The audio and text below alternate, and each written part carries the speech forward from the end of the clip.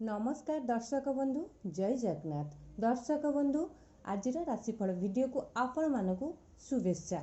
दर्शक बंधु पवित्र सुदर्शा व्रत जहाँकि स्वयं माँ लक्ष्मी पाई समर्पित व्रतटे हो जो दिन शुक्ल पक्ष दशमी तिथि गुरुवार पड़ी थाए तो यह दिन को सुदर्शा व्रत रूपे आम पालन करिथाउ जहाँकि जून मासरे पढ़ाक जाऊँच ये पवित्र सुदर्शा व्रत जहाँकि जून मास 5 तारिख शुक्ल पक्ष दशमी तिथि पड़ी जहाँकि जून मास 5 तारिख गुरुवार दिन शुक्ल पक्ष दशमी तिथि पड़ी यही दिन पवित्र सुदर्शा व्रत पढ़ाई जाऊँच। यही पवित्र सुदर्शा व्रत दिन अत्यंत शुभ प्रभाव पड़ाक जाऊँगी किछि गोटी भाग्यशाली राशिचक्र जीवन में स्वयं माँ लक्ष्मी प्रभु नारायण शुभ कृपा दृष्टि पड़ाक जाऊँगी किछि गोटी भाग्यशाली राशिचक्र उपरे एमानक कुंडली रे शुक्र ग्रह शुभ स्थिति सहित स्वयं माँ लक्ष्मी एवं प्रभु भगवान शुभ आशीर्वाद रहिबाकु जाउअछि।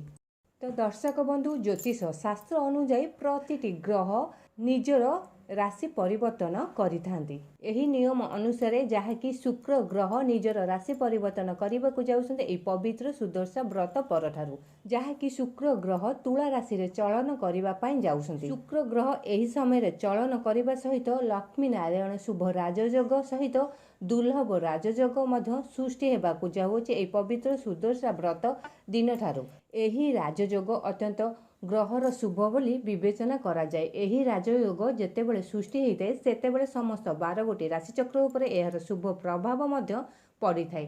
सेथिमध्यरु किछि गोटी राशिचक्रंकर अत्यंत शुभ हेबा पई जाउछि शुभ राजयोग सृष्टि होइतिबारु एही पवित्र सुदर्शा व्रत परठारु जहाँकि किछि गोटी राशिचक्र हेबाकु जाउछन्ति अत्यंत भाग्यशाली एई पवित्र सुदर्शा व्रत परठारु। तो दर्शक बंधु हुए तो ये भाग्यशाली राशिचक्र भितर आपणक राशि थाई पारे। आपण माने जदि आम चैनल को सब्सक्राइब करि नाहंती निहाती आम चैनल को सब्सक्राइब कर दियंतु जहाँ फल कि आमर प्रथम नोटिफिकेशन आपणक पाखरे जाई पहुँची पारिबो एवं आपण जानि पारिबे आपणक राशिचक्र विषय रे। तो एबे आसुन जानिबा से प्रथम भाग्यशाली राशिचक्र विषय रे जहाँकि स्वयं माँ लक्ष्मी शुभ आशीर्वाद पड़ाक जाउछे एई पवित्र सुदर्शा व्रत परठारु। प्रथम भाग्यशाली राशि होउछन्ति मेष राशि। मेष राशि व्यक्तिंकर अत्यंत शुभ समय चलिबाकु जाउछे एई पवित्र सुदर्शा व्रत परठारु जहाँकि आपणक कुंडली रे स्वयं माँ लक्ष्मी शुभ आशीर्वाद पड़ाक जाउथबारु आपणकर प्रतिटी कार्य शुभ एवं मंगलमय हेबा पई जाउछि। दीर्घ दिन धरि अटकिथिबा समस्त कार्य पूर्ण हेबा सहित भाग्य आपणको पूर्ण साथ देबो। आशा ठारू अधिक आशाजनक फल मध्य आपण पाई पारन। आपण जेकोसी कार्य करंतु ना कहीं प्रतिटी सफलता पाइबे। दीर्घ दिन धरि अटकी दुख कष्ट समस्या सबू अंत घटिबा पई जाउछि आपणक जीवन। प्रतिटी कार्य सफलता पाइबा सहित आपणकर समाज रे मान सम्मान जस बुद्धि पाइबा पई जाउछि। अटकी समस्त मनस्कामना मध्य आपणकर पूर्ण हेबा पई जाउछि। आपण जेकोसी कार्य हाथ दियंतु ना कहीं निश्चय शुभ फल पाइबे। बिजनेस वाणिज्य क्षेत्र में आपण प्रचुर अर्थ इन्वेस्ट करने सहित आपणकर समाज रे मान सम्मान जस बुद्धि पाइबा पई जाउछि। परिवार रे सुख शांति समृद्धि सहित नूतन जान मध्य क्रय करि पारंती। ता सहित आपणक गृह रे मध्य शुभ समय चालुथिबारु आपणकर प्रतिटी कार्य शुभ एवं मंगलमय हेबा पई जाउछि। आपणकर शुभ समय चलिथिबारु दीर्घ दिन धरि लागि रहितबा आर्थिक समस्या दूर हेबा सहित अचानक धन प्राप्ति हेबार योग बनुछि। ता सहित पौत्रिक संपत्ति मध्य आपण लाभवान होई पारंती। धन आसीबार बाट आपणक जीवन रे खोलिबा पई जाउछि स्वयं माँ लक्ष्मी शुभ आशीर्वाद। चाकरी क्षेत्र में आपण प्रमोशन पाइबा सहित दरमा मध्य आपणकर बुद्धि पाई पारे। शिक्षा क्षेत्र में आपण जेकोसी एग्जाम बा इंटरव्यू दियंतु ना कहीं निश्चय सक्सेस पाइबे। आपण दूर स्थान को यात्रा करिबार योग मध्य बनौछि। आपणकर अत्यंत शुभ समय चलिथिबारु प्रतिटी कार्य शुभ एवं मंगलमय हेबा पई जाउछि स्वयं माँ लक्ष्मी शुभ आशीर्वाद एई पवित्र सुदर्शा व्रत परठारु।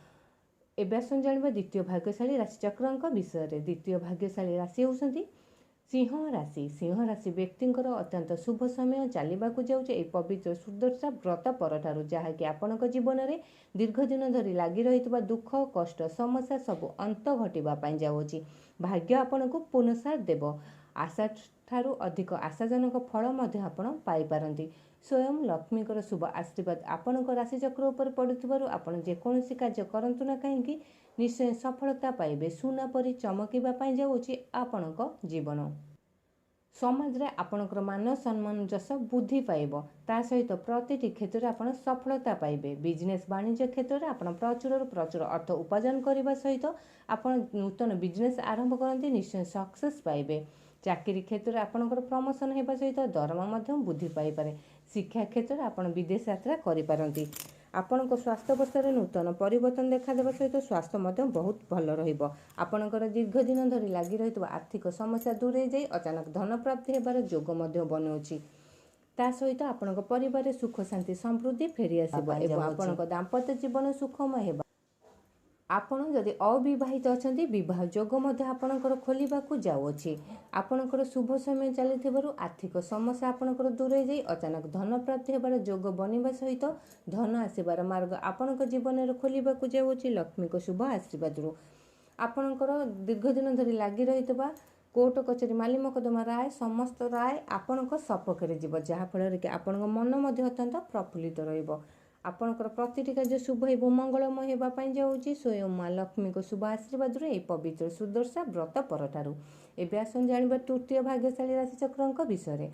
तृतीय भाग्यशाली राशि होउसंती तुला राशि। तुला राशि व्यक्तिंकर अत्यंत शुभ समय चलिबाकू जाउछि एई पवित्र सुदर्शा व्रत परठारु, जहाँकि स्वयं माँ लक्ष्मीकर शुभ आशीर्वाद आपणक कुंडली रे पड़िथिबारु आपणकर जीवन रे सुख शांति समृद्धि फेरी आसिबा सहित धन संपत्ति बुद्धि पाइबा पाई जाउछि। चाकरी क्षेत्र में आपणकर प्रमोशन हेबा सहित दरमा मध्य बुद्धि पाइपारे एवं आपणक कार्यकलाप को देखि ऊपर अधिकारी माने आपणक प्रशंसा मध्य करिपारंती। मान सम्मान जस बुद्धि पाइबा सहित बिजनेस वाणिज्य क्षेत्र में प्रचुर अर्थ इन्वेस्ट करिपारंती। ता सहित अन्य को सहयोग मध्य करिपारंती। नूतन बिजनेस मध्य आपण आरंभ करिपारंती, जहा फल कि आपण शुभ फल पाइबे। आपणकर दीर्घ दिन धरी लागि रहितबा दुख कष्ट समस्या सब अंत घटिबा पाई जाउछि। भाग्य आपणको पुनः साथ देव। सुना परी चमकिबा पाई जाउछि आपणक जीवन। आशा ठारू अधिक आशाजनक फल मध्य आपण पाई पारंती। आपण जे कोनसी कार्य नूतन भावे आरंभ करंतु न काहेकि निश्चय सक्सेस पाइबे। आपणक दाम्पत्य जीवन सुखमय हेबा सहित आपणक परिवार सुख शांति समृद्धि फेरी आसिबो। ता सहित आपणकर दीर्घ दिन धरी लागि रहितबा स्वास्थ्य अवस्था नूतन परिवर्तन मध्य देखादेव।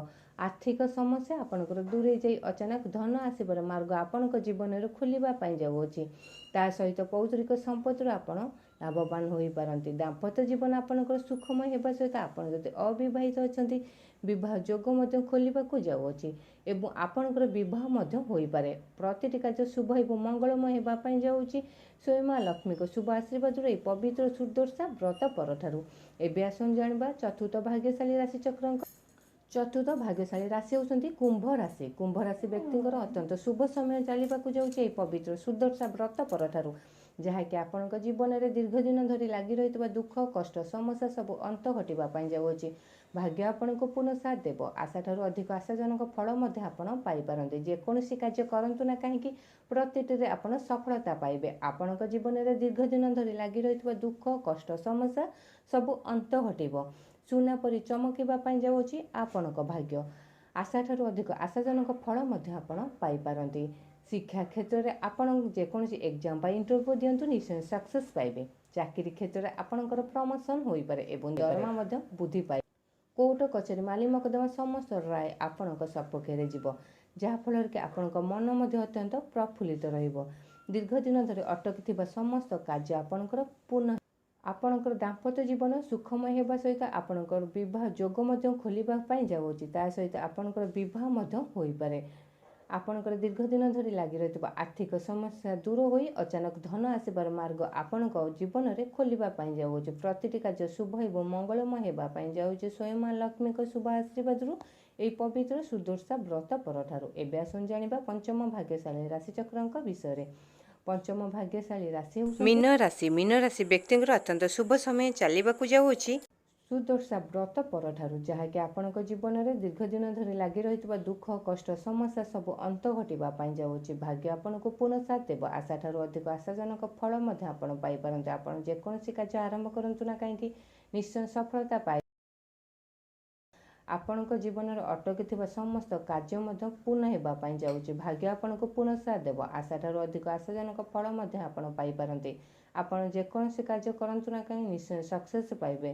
ଦୀର୍ଘ ଦିନ ଧରି ଲାଗି ରହିଥିବା ସ୍ୱାସ୍ଥ୍ୟ ଅବସ୍ଥାରେ ନୂତନ ପରିବର୍ତ୍ତନ ଦେଖାଦେବା ସହିତ ଆପଣଙ୍କ ସ୍ୱାସ୍ଥ୍ୟ ମଧ୍ୟ ବହୁତ ଭଲ ରହିବ। ଦାମ୍ପତ୍ୟ ଜୀବନ ସୁଖମୟ ହେବା ସହିତ ଆପଣଙ୍କ ପରିବାରରେ ସୁଖ ଶାନ୍ତି ସମୃଦ୍ଧି ଫେରିଆସିବ ଏବଂ ଆପଣ ଯଦି ଅବିବାହିତ ଅଛନ୍ତି ତ ବିବାହ ଯୋଗ ମଧ୍ୟ ଖୋଲିବାକୁ ଯାଉଅଛି।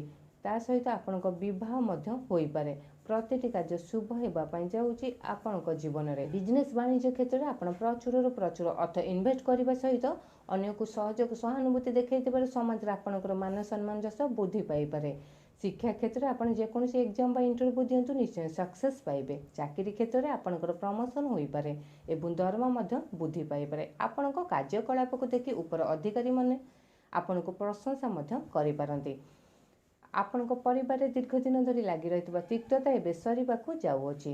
ସୁଖ ଶାନ୍ତି ସମୃଦ୍ଧି ପାଇବା ସହିତ ସମାଜରେ ମାନ ସମ୍ମାନ ଯଶ ବୃଦ୍ଧି ପାଇବାକୁ ଯାଉଛି ସ୍ୱୟଂ ମା ଲକ୍ଷ୍ମୀଙ୍କ ଶୁଭ ଆଶୀର୍ବାଦରୁ ଏହି ପବିତ୍ର ସୁଦର୍ଶା ବ୍ରତ ପରଠାରୁ। ତ ଦର୍ଶକ ବନ୍ଧୁ, ଏହି ସବୁ ଥିଲା ଭାଗ୍ୟଶାଳୀ ରାଶିଚକ୍ରଙ୍କର ଭାଗ୍ୟଫଳ, ଯାହାକି ପବିତ୍ର ସୁଦର୍ଶା ବ୍ରତ ପରଠାରୁ ବଦଳିବାକୁ ଯାଉଛି ଏହି ଭାଗ୍ୟଶାଳୀ ରାଶିଚକ୍ରଙ୍କ ଜୀବନ। ପ୍ରତିଟି କାର୍ଯ୍ୟରେ ସଫଳତା ପାଇବା ସହିତ ସମାଜରେ ମାନ ସମ୍ମାନ ଯଶ ବୃଦ୍ଧି ପାଇବା ପାଇଁ ଯାଉଛି ଏବଂ ପରିବାରରେ ସୁଖ ଶାନ୍ତି ସମୃଦ୍ଧି ଫେରିଆସିବ। ଭାଗ୍ୟ ଏମାନଙ୍କୁ ପୂର୍ଣ୍ଣ ସାଥ ଦେବ। ପ୍ରତିଟି କାର୍ଯ୍ୟରେ ସଫଳତା ପାଇବା ସହିତ ମା ଲକ୍ଷ୍ମୀଙ୍କର ଶୁଭ ଆଶୀର୍ବାଦ ମିଳିବାକୁ ଯାଉଛି ଏହିସବୁ ଭାଗ୍ୟଶାଳୀ ରାଶିଚକ୍ରଙ୍କ ଜୀବନରେ। ଆପଣମାନଙ୍କୁ ଆମ ଭିଡ଼ିଓଟି କେମିତି ଲାଗିଲା ନିହାତି କମେଣ୍ଟ ବକ୍ସରେ ଜୟ ମା ଲକ୍ଷ୍ମୀ ଲେଖି ଜଣାଇବା ସହିତ ଭିଡ଼ିଓଟିକୁ ଲାଇକ୍ କରନ୍ତୁ ଏବଂ ଚ୍ୟାନେଲଟିକୁ ସବସ୍କ୍ରାଇବ୍ କରନ୍ତୁ।